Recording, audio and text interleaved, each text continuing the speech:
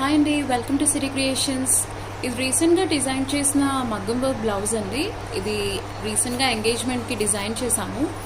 ఇది మీరు ఫ్యాబ్రిక్ చూసారంటే మొత్తం పేస్టల్ కలర్ అండి. శారీ అంతా అక్కడక్కడ మనకి బ్లూ ఇంకా పర్పుల్ కాంబినేషన్ ఉంది. సో వర్క్ అన్నది ఇలా డిజైన్ చేసామండి. ఇది మొత్తం ఫ్యాన్సీ వర్క్. మీరు చూసారంటే మగ్గంది.